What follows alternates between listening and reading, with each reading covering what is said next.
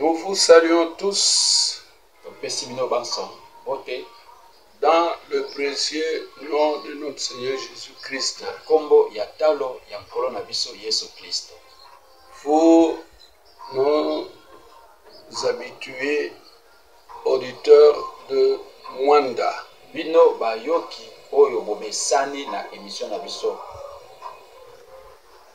vous, tous qui nous suivez dans vos maisons, dans vos lieux de service,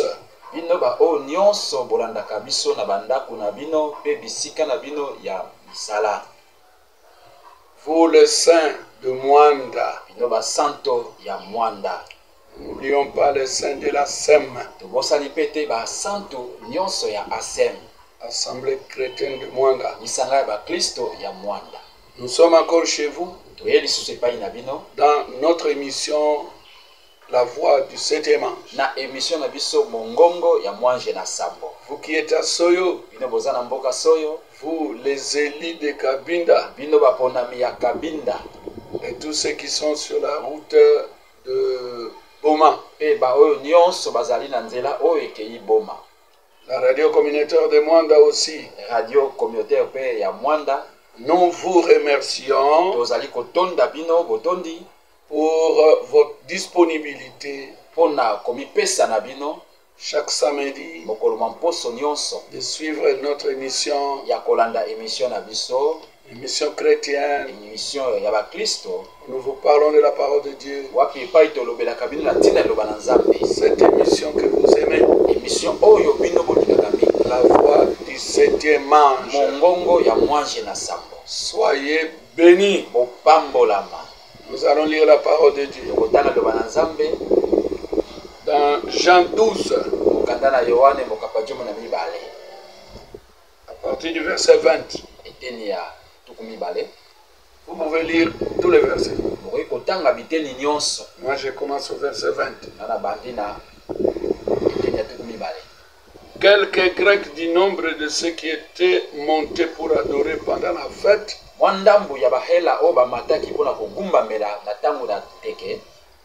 s'adressèrent à Philippe de Bethsaïda en Galilée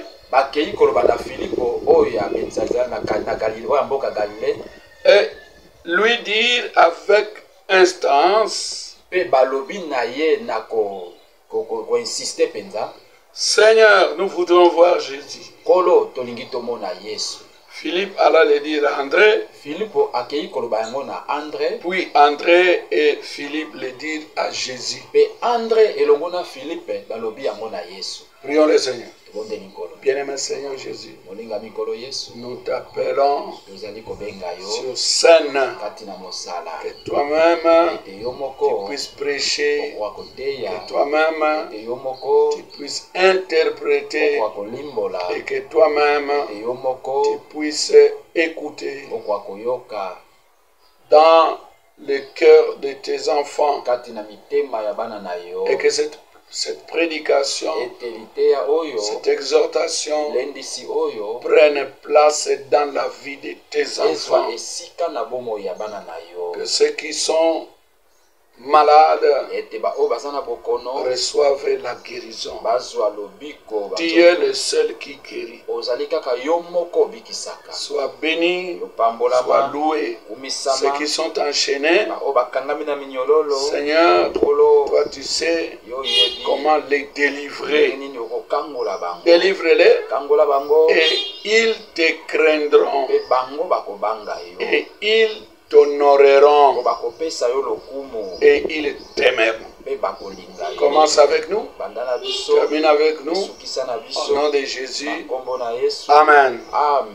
Nous allons nous entretenir sur ce petit thème, le secret pour voir Jésus. Et il y a un secret pour que vous puissiez voir Jésus dans votre vie, dans ce que tu fais, dans ta famille.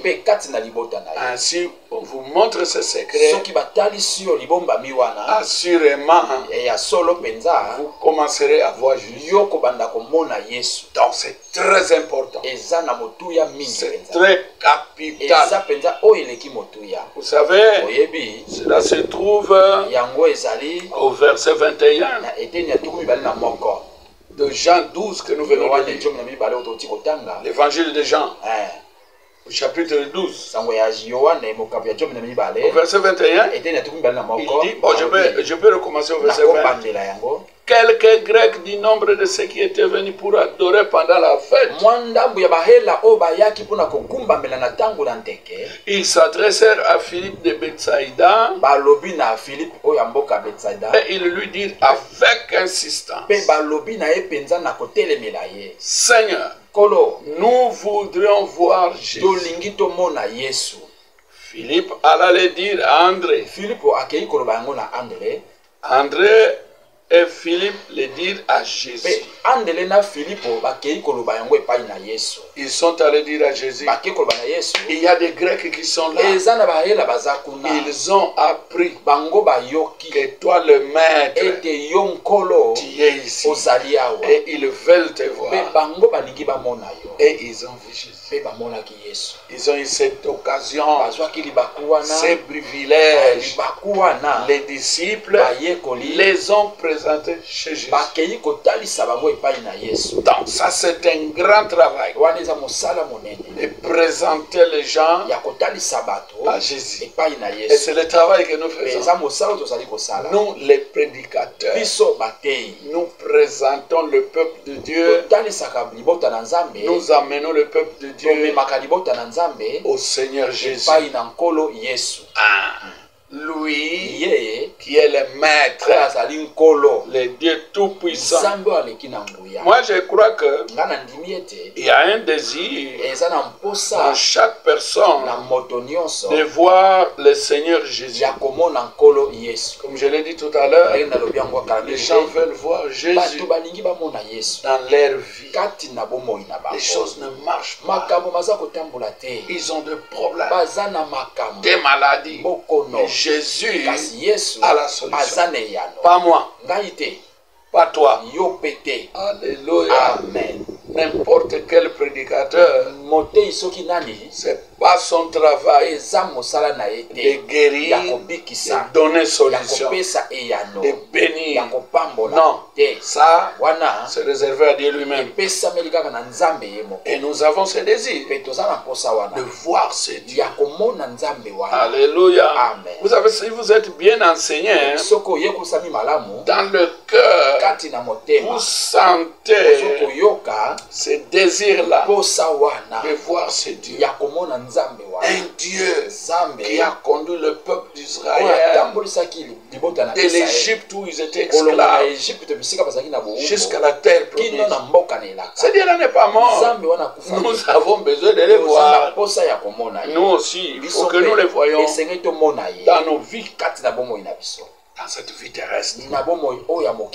Et si vous avez un bon pasteur qui vous prêche, vous verrez que non seulement vous voulez voir Jésus dans cette vie, mais il vous amènera à avoir cette soif de voir Jésus quand cette vie est terminée. Pour que nous allions, alléluia, vivre avec lui éternellement, sans faim, sans maladie, ni tristesse. Alléluia. Si j'ai posé la question, combien veulent voir Jésus? Vous verrez que c'est tout le monde qui veut le voir. Alléluia. Amen. Mais où est le secret? Nous allons dans les églises. Nous allons dans des campagnes de guérison. Nous allons par-ci par-là. Mais voir Jésus, ça, c'est une formule qui doit vous être présentée. Il faut que quelqu'un qui connaît cette formule qu'il vous montre ça. Que pour voir Jésus, il faut faire ceci, il faut faire cela. Alléluia. Ma prière est que chacun de vous puisse avoir ce privilège de voir Jésus. Vous savez, les gens, ils sont dans la joie. Quand on leur dit, le président viendra et le président veut te voir. Aïe, aïe, aïe. Les gens, ils savent déjà que voir un président signifie ne pas sortir comme ça. Donc, vous aurez quelque chose. Le président a dit, il veut être là. Parce qu'il veut te voir. Il veut entendre ce que tu as besoin. Oh, quelle joie. Là, on va chercher, si on n'a pas de veste, on va chercher des portes de veste. Même s'il faut s'endetter, on va s'endetter. Parce que devant un président, on ne se présente pas n'importe comment. Alléluia. Amen. Nous voudrions voir Jésus. Même moi qui parle, un désir est dans mon cœur de voir Jésus. Et vous verrez, si je l'avais déjà vu. Alléluia. Parce que je ne peux pas vous présenter une histoire que moi-même je ne connais pas. Nous voulons voir Jésus. Ça, c'était le désir des Grecs. Ils sont arrivés là-bas. C'était un jour de fête. Oh, les gens étaient dans la joie. Ils se sont dit, vous, ses disciples, venez un peu ici. Philippe, tu es disciple de Jésus. C'est lui là. Qui? C'est André. Oh, ce n'est pas Jésus. Non. Mais nous voulons voir Jésus. On leur a dit, attendez. Ils sont allés dire ça à Jésus. Et Jésus leur a dit qu'ils viennent. Et ils ont vu Jésus.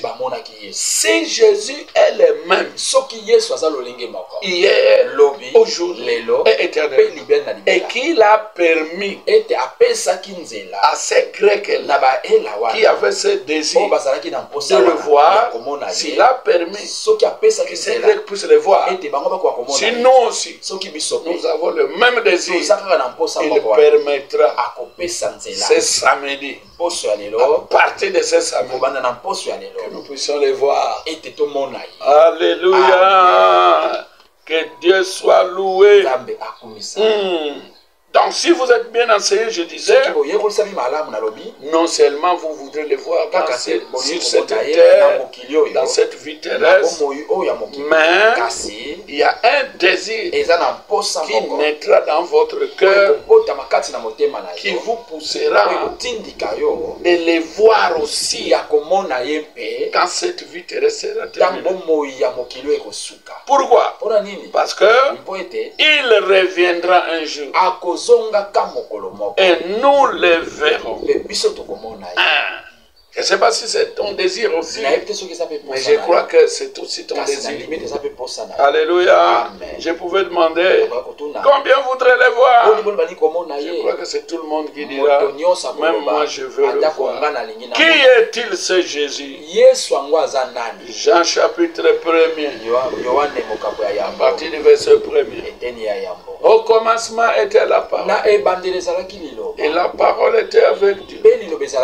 Et la parole était Dieu. C'est ce que nous lisons là-bas.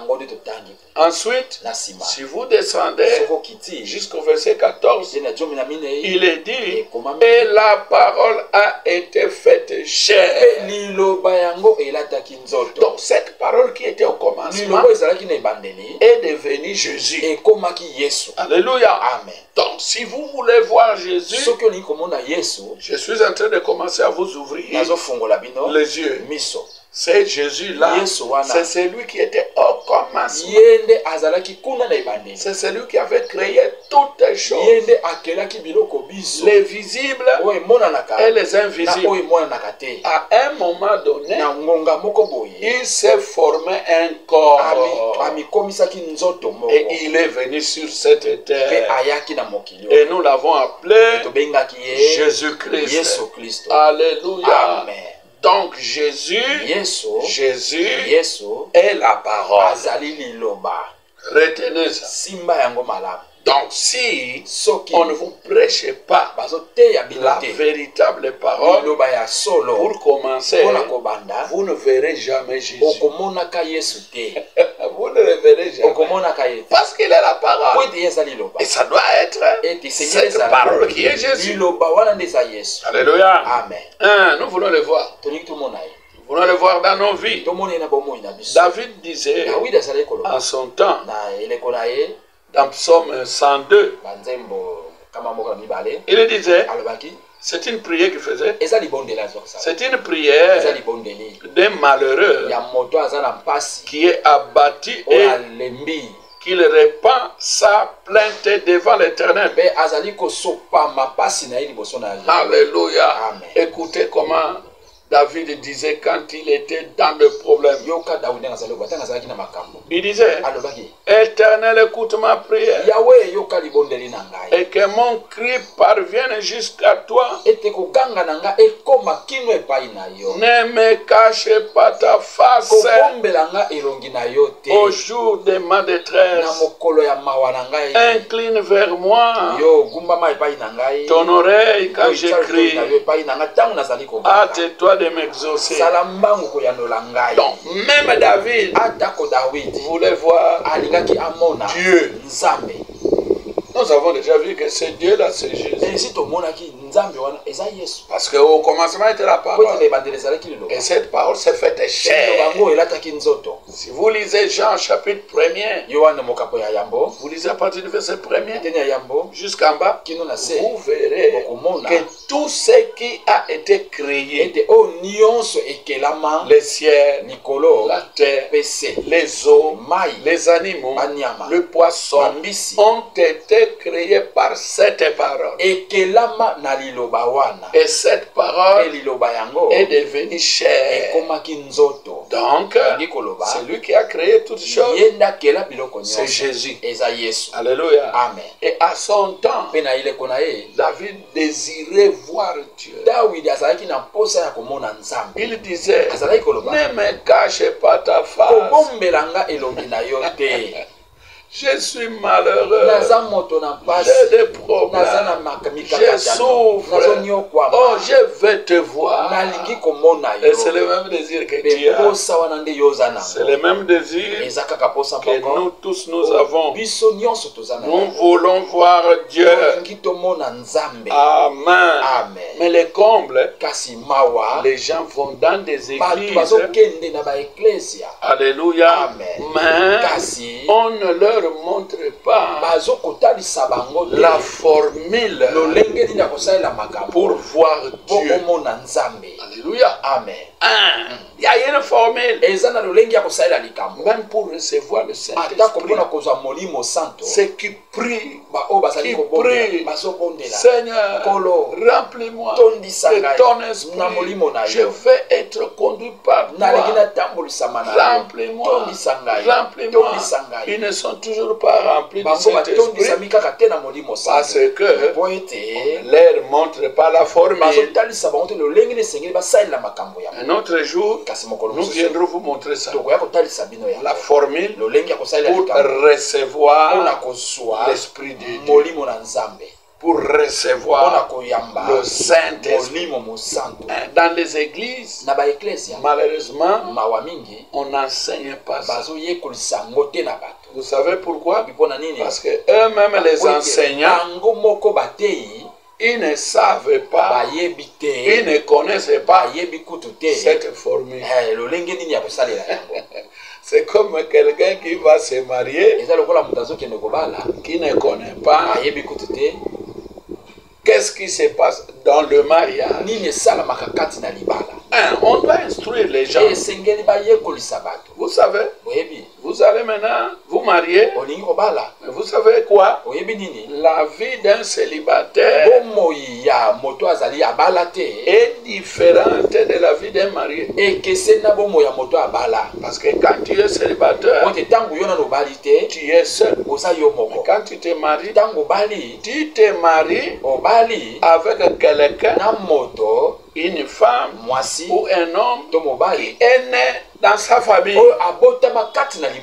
qui a grandi de sa manière, qui a son caractère, qui est différent de ton caractère. On doit vous montrer comment, quand ces deux caractères se rencontrent, qu'est-ce qu'il faut faire. Sinon, flamme. C'est comme ça les gens disent. Ah, si je savais, n'allez pas te prendre la main. Moi aussi, si je savais, je ne pouvais pas accepter. Ah, vous voyez, parce que vous n'étiez pas instruit. On ne vous a pas montré la formule. C'est comme ça que j'invite les gens de venir à l'église, à l'assemblée chrétienne de Mwanda. Parce qu'à part ici à la radio, là nous apportons des choses profondes. Quand vous arrivez ici à Mukaravel, vous entrez à gauche, vous entrez à droite, vous verrez l'église là-bas. Assemblée chrétienne de Mwanda. Venez, ne passez pas le temps comme ça. Vous ne connaissez pas les formules. Même ceux qui vont chez le féticheur, mais on leur donne des formules. Ne mangez pas ceci, ne faites pas cela, ne dormez pas sur les lits, ça c'est les histoires du noir. Maintenant les histoires de la lumière. Aïe, aïe, aïe, aïe. C'est pas facile. Il faut être un oint de Dieu. Sinon,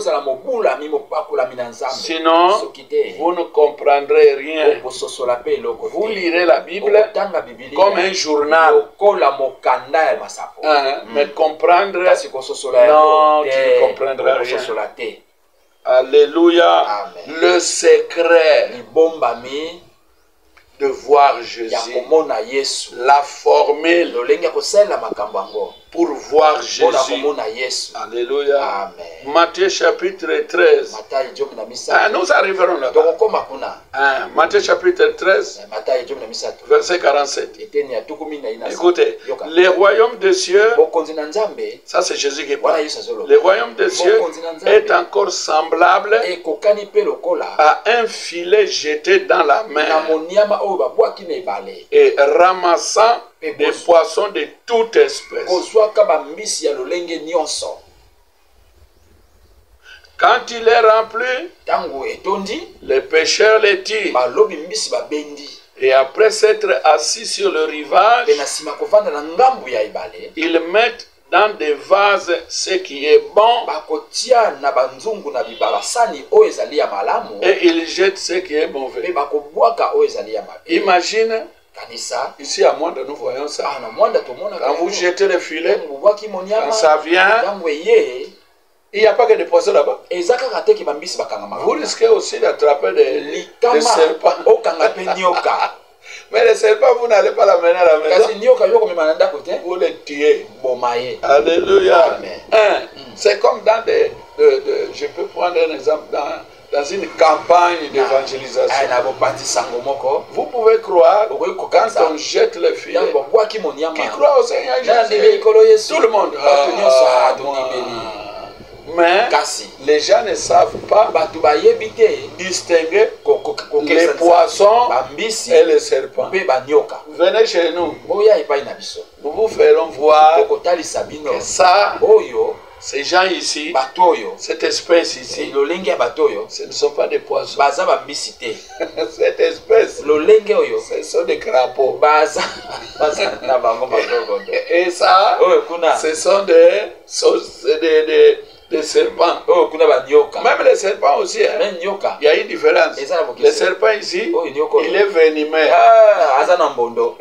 Celui-là, Vraiment, soyez bénis à l'écoute de la parole. Ça, c'est la parole. Verset 49. Il en est de même à la fin du monde. C'est ce qui va se passer à la fin du monde. Les anges viendront séparer les méchants d'avec les justes. C'est comme ça que je vous ai dit. Un véritable pasteur, un véritable enseignant, quand il prêche la parole, qu'est-ce qui se passe dans le cœur des gens? Ils ont besoin de voir Dieu dans leur vie. Ils ont besoin de voir Dieu dans leurs travaux. Ils ont besoin de voir Dieu dans leurs affaires. Ça, c'est un. Mais de deux, ils voudront voir Jésus quand il revient. Pour que, parce que quand Jésus reviendra, ça mettra fin à toute chose. Les méchants iront d'un côté et les bons hériteront le royaume de Dieu. Et là, ils vivront éternellement sans fin. Que Dieu soit loué. Vous devez avoir quelqu'un qui vous conduit dans ces choses. Sinon, il y a quelque chose de faux. Il en est de même. Il en sera de même à la fin du monde.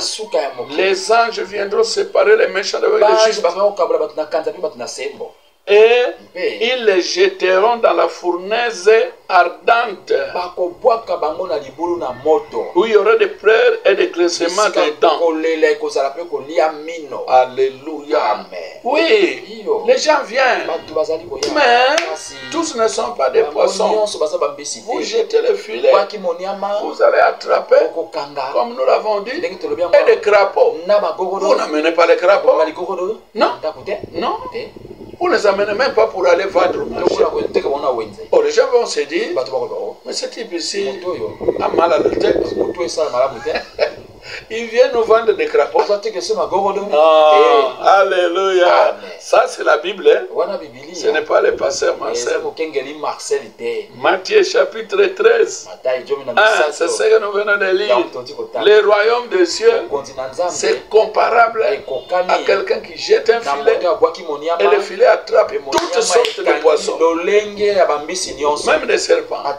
Et il prend les poissons, il l'amène à la maison, et les autres qui ne sont pas des poissons, il les jette. Et à la fin du monde, les anges viennent. Ça, c'est la Bible. Ils vont séparer les bons et les méchants. Les méchants, on les jettera en enfer. Ils vont brûler là-bas. Alléluia. Amen. Ça, c'est Matthieu chapitre 13. Nous pouvons aussi lire Matthieu chapitre 7. Écoutez, ceux qui me disent Seigneur, Seigneur, n'entreront pas tous dans le royaume des cieux, mais c'est lui la seule qui fait la volonté de mon Père qui est dans les cieux. Tous n'entreront pas. N'allez pas dans les églises où on vous dit que tous entreront. Ce n'est pas la parole. Comment Dieu va faire entrer tout le monde? Les méchants, les traîtres, les impudiques, et tous, ils entrent. Oh, non, Dieu ne fait pas comme ça. Ok, tu es impudique, tu veux entrer, tu dois te repentir. Là, Dieu est content de toi. Mais jusqu'à la fin de ta vie, tu ne changes pas, tu ne vas pas entrer.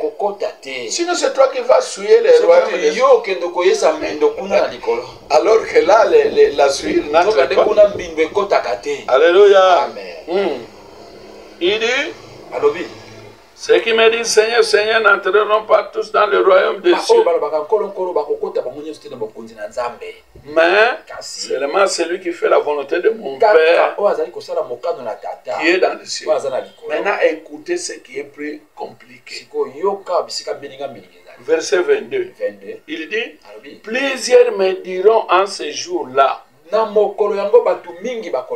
Seigneur, Seigneur, n'avons-nous pas prophétisé en ton nom? N'avons-nous pas chassé des démons par ton nom? N'avons-nous pas fait des miracles par ton nom? Beaucoup n'aiment pas qu'on lise ça. Parce qu'ils aiment beaucoup les miracles. Ah, nous voulons voir Jésus. Venez, vous verrez Jésus. Ce n'est pas mauvais. Ils vont voir. Mais toi, alléluia, ils vont voir. On ne sait même pas comment ces gens sont guéris aussi. Parce que nous allons voir ça. C'est que Jésus va nous dire. Il dit ceci. Plusieurs me diront ce jour-là, Seigneur, Seigneur, n'avons-nous pas prophétisé par ton nom? N'avons-nous pas chassé les démons en ton nom? Donc, et n'avons-nous pas fait beaucoup de miracles par ton nom? Écoutez la réponse de Jésus. Alors je leur dirai ouvertement, je ne vous ai jamais connu. Retirez-vous de moi, vous qui commettez l'iniquité. Vous commettez l'iniquité. Même si vous faites des campagnes et tout ça, les gens sont guéris et tout. Mais vous, je ne vous ai jamais connu. Parce que vous entraînez les gens, non pas à entrer dans le royaume de Dieu, mais vous déviez les gens, vous les amenez ailleurs. Vous ne leur montrez pas la formule pour me voir. Parce que l'important, c'est que les gens puissent me voir. Pour prêcher des histoires, c'est bon. Mais la fin de toutes ces choses, les gens n'arrivent pas à me voir. Mais ici chez nous, nous vous amènerons à voir Jésus. Parce que c'est le désir que vous avez. Voir Jésus. Entrer dans votre vie. Voir Jésus. Te bénir. Pas seulement dehors. Même bénir ton intérieur. Que quand tu quittes cette vie, il y a une autre vie qui t'attend. Une vie meilleure. Mon frère, ma soeur, où que tu nous suives, qu'est-ce qu'il y a de plus important que quitter cette terre et entrer dans la félicité? Ici c'est cette terre. Même si tu as tout, mais si tu meurs et que tu vas dans le lieu de tourment, en enfer, où tu brûleras des siècles de siècles. Il n'y a rien pour comparer cette souffrance-là. Alléluia. Amen. Messieurs, ça ce sont les Grecs. Messieurs, nous voudrions voir Jésus. Et on les a amenés jusqu'ici. Et ce matin, nous aussi, cet après-midi, nous faisons tout pour vous amener à voir Jésus, à aimer Jésus, pour que Jésus prenne soin de vos vies, de vos enfants, de vos épouses, de vos travaux. Et à la fin de cette vie terrestre, le voir encore et vivre éternellement dans la félicité. Il dira ce jour-là à ceux qui lui diront, mais moi j'avais prophétisé en ton nom, moi j'ai prêché en ton nom, j'ai répandu la bonne nouvelle en ton nom, j'ai fait des croisades, beaucoup de guérisons, des miracles. N'avons-nous pas fait beaucoup de miracles par ton nom? Il leur dira, éloignez-vous de moi, vous qui commettez iniquité. Le pasteur Marcel a bien expliqué ça ce jour-là. À l'air sème, il a montré que l'iniquité, c'est le péché volontaire. Donc tu sais que le véritable Dieu, c'est Jésus. Tu ne veux pas le suivre. Tu sais que la véritable vie que je dois mener, c'est celle-ci. Tu ne veux pas. Tu as bien entendu et tu as bien compris que là où tu pries, ce n'est pas un bon endroit. Je vais rester ici jusqu'à mourir. Reste là. Et tu mourras. Et tu iras en enfer. Jésus te dira, je ne t'ai jamais connu. Non mais j'ai fait des miracles. Moi c'est pas les miracles qui comptent. Il suffit que moi je dise, nous allons faire une campagne d'évangélisation. On prend beaucoup d'argent. On met ça dans cette campagne-là. Belle musique. Nous appelons tous les musiciens du Congo, les musiciens chrétiens. Vous verrez combien de gens vont se retrouver là. Mais qu'est-ce qu'on leur donne? Ils ne voient même pas Jésus.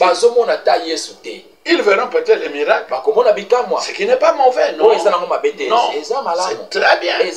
Mais, et après ça, Jésus lui-même a dit, à quoi bon que vous gagnez le monde entier si tu perds ton âme? Vous voyez? Donc Jésus savait que ce ne sont pas ces histoires qui comptent. Et c'est lui qui est en train de parler ici. Je leur dirai, Amen, éloignez-vous de moi, vous qui commettez iniquité. Voulez-vous voir Jésus? Voulez-vous voir le secret? Pour voir Jésus, la formule. Pour voir Jésus, nous allons vous montrer ça. Nous allons vous montrer ça. Nous lirons dans Hébreux chapitre 12, verset 14. Écoutez attentivement. Parce que nous aimons vous faire voir les choses clairement. Comme ça, le sang des gens n'est plus dans nos mains. Si tu vas en enfer, Allah c'est ton choix. Mais nous vous livrons les secrets. Écoutez attentivement comment quelqu'un arrive à voir Jésus dans sa vie, voir Jésus dans tout ce qu'il fait. Hébreux chapitre 12, verset 14. Recherchez la paix avec tous et recherchez la sanctification sans laquelle personne ne verra le Seigneur. Mais regardez tous ces gens qui vont dans des églises. Est-ce que ces deux choses ici, ils font ça? Ils recherchent la paix? Non. Ce sont des conflictuels. Mais vous les retrouvez là-bas à l'église. Ce sont eux qui chantent. Ce sont eux qui dansent. Ce sont eux qui donnent beaucoup d'argent dans les offrandes. Ils peuvent même construire l'église. Ils achètent des voitures pour les pasteurs. Mais la paix avec tout le monde, zéro. La Bible dit rechercher. Donc chercher et chercher jusqu'à ce que tu trouves ça. Quoi? La paix avec tout le monde. Ne soyez pas quelqu'un qui crée du trouble. Les gens sont calme là-bas. Toi, tu descends là-bas avec une milice. Comment ça tuer les gens? 10 000 à Goma. 10 000 sont morts. 5 000 à Bukavu. Qu'est-ce que tu fais? Qu'est-ce que tu fais? Donc, au lieu de la paix, toi, c'est toi qui mets les troubles. En Israël aussi, c'était comme ça. En Israël, il y avait un roi, Akab, qui va dire à un prophète Élie, c'est toi qui troubles Israël. Le prophète a dit, non, ne m'embrouillez pas. C'est toi qui troubles Israël. Non, moi je trouble. Mais toi, tu es allé, toi tu as pris la femme qu'on appelle Jézabel, une païenne. Nous marions avec les païens. C'est toi qui... c'est toi qui es en train de... Tu vas voir ce qui va t'arriver. Vous savez ce qui lui est arrivé? Il était mort. Tué. Et même cette femme-là aussi, mort. On l'a bouffé par des chiens.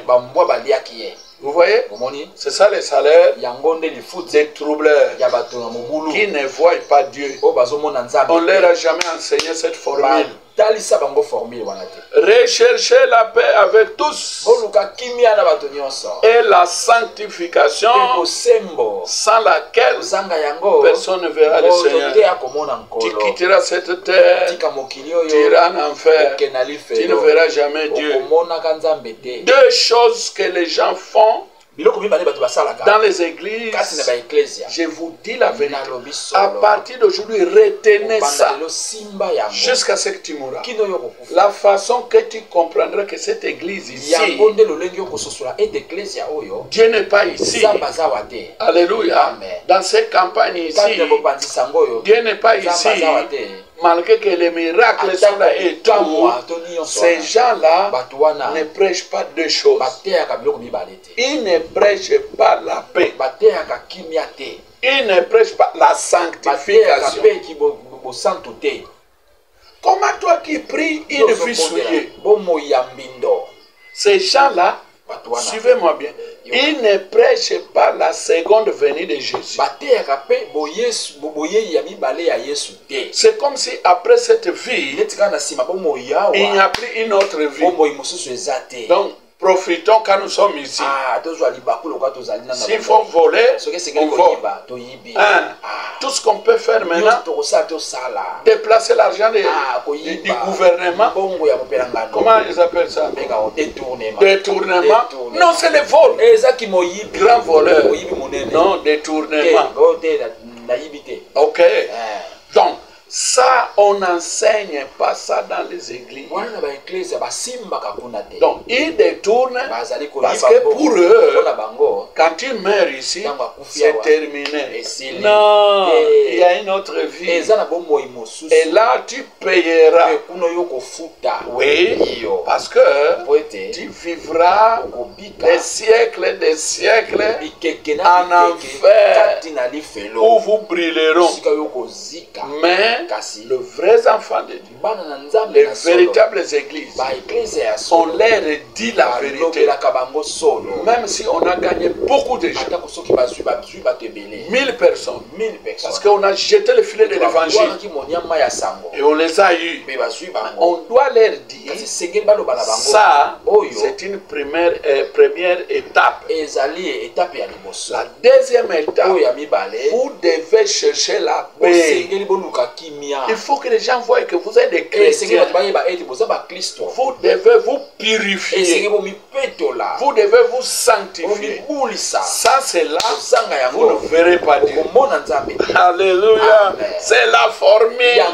Et les églises ne prêchent pas ça. Vous savez ce que les églises prêchent? Dieu va vous bénir. Dieu, c'est la prospérité. Il va vous guérir. Il va vous bénir. Vous aurez beaucoup d'argent. Semez, beaucoup d'argent. Mais ce sont des impudiques. Ce sont des idolâtres. Donc ce sont tous sauf des chrétiens. Un chrétien veut dire quelqu'un qui mène la vie comme Christ. Voilà. Et on n'a pas vu Jésus commettre toutes ces histoires-là.